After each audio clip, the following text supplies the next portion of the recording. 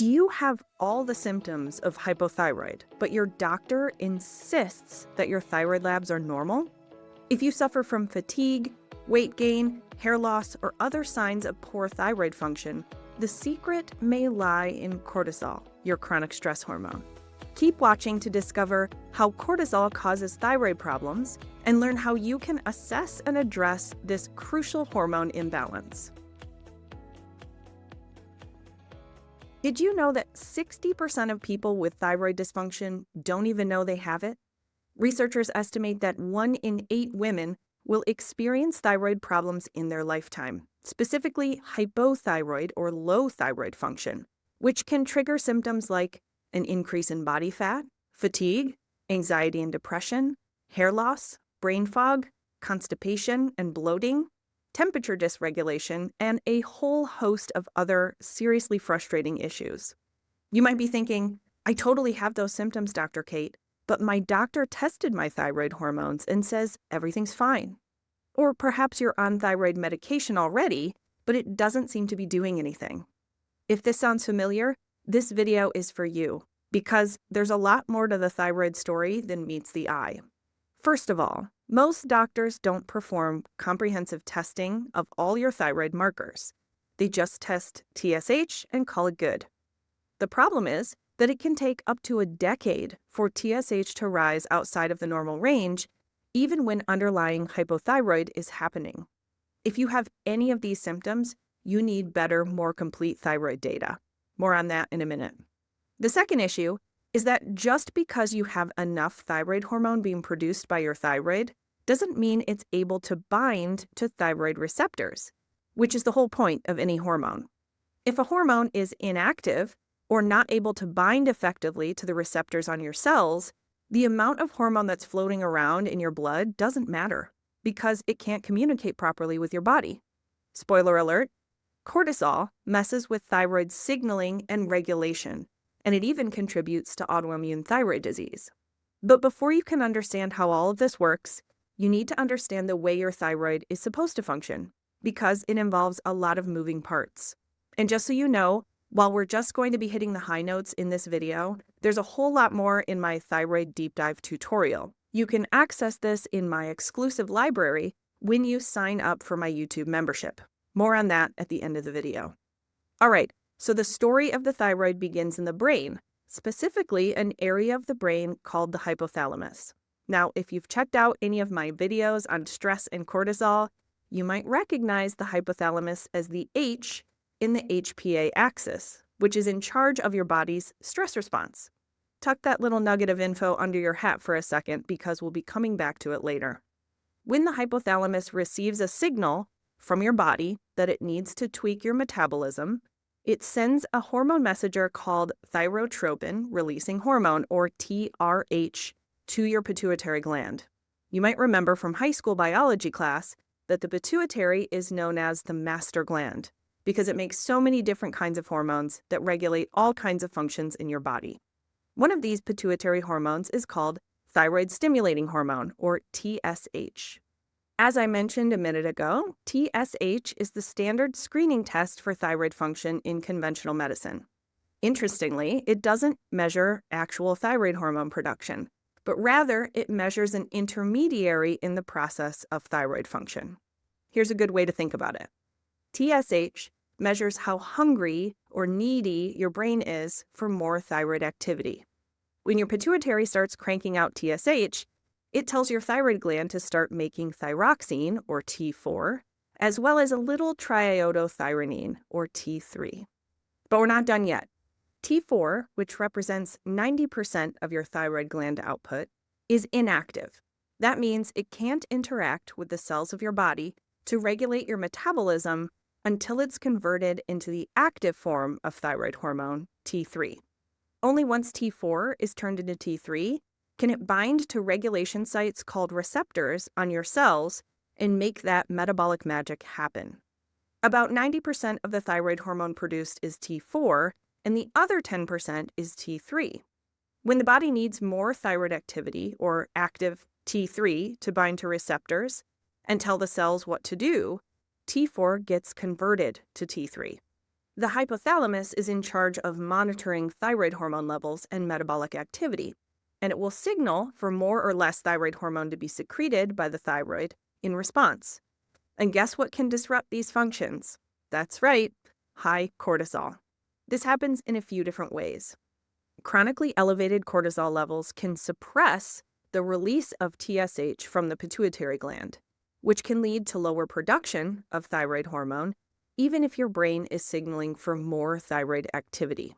High cortisol can also disrupt the conversion of inactive T4 to active T3 by affecting an enzyme called 5-deiodinase. This means that even though your thyroid is making enough thyroid hormone to properly fuel your metabolism and regulate your bodily functions, it's not being activated. This is one reason I suggest testing your free T3 levels instead of only relying on free T4. You may be surprised to find suboptimal T3 is contributing to your hypothyroid symptoms. Cortisol elevation can also trigger the formation of reverse T3, which is an inactive form of T3 that can't effectively bind to thyroid receptors. So even if the first and second steps are working well, chronic stress can mess everything up, slowing down your metabolism, messing with your cognition and emotions, disrupting your sleep, and even causing hair loss. If that wasn't bad enough, there's some evidence that stress and the cortisol that comes with it can even trigger or contribute to progression of autoimmune thyroid problems like Hashimoto's and Graves' disease. So what causes the release of cortisol in the first place? Well, stress, of course, including mental, emotional, and physical stress. Most people forget about or dismiss the last one, but I've found that it's the most important to figure out if you want to resolve your chronic cortisol problems. That's because stress isn't just in your head. It's a very real physiologic process that literally changes your body chemistry. And anything that puts an undue burden on your body can cause the release of cortisol.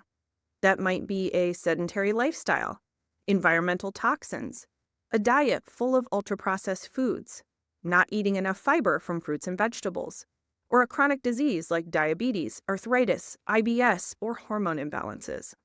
Getting to the root of these types of physical stressors and changing your diet and lifestyle to minimize inflammation and strain on your body will help lower cortisol and over time promote optimal thyroid function too. So what can you do if you suspect that cortisol is sabotaging the function of your thyroid? First, insist on comprehensive thyroid testing. Now that you know how the thyroid cascade can be impacted by cortisol, you can see why it's silly to only test TSH when assessing thyroid function, when we can also test T4, T3, and other downstream markers like reverse T3 and thyroid antibodies. Unless you do, you can't be sure you're getting the full picture. I recommend testing TSH, free T4, free T3, and TPO at minimum. If your doctor is unable or unwilling to order these essential labs, or your insurance wants to charge you crazy fees, consider ordering an at-home comprehensive thyroid test kit through my website. I'll even help you interpret the results. I'll put more information about how to order this test in the video description. Second, don't settle for normal levels when optimal is on the table. My optimal ranges for thyroid markers are TSH should be 0.3 to 2.5, free T3 should be 2.8 to 4.4, free T4 should be 0.9 to 1.7, and TPO should be less than 9. Third, start taking steps to lower cortisol levels now.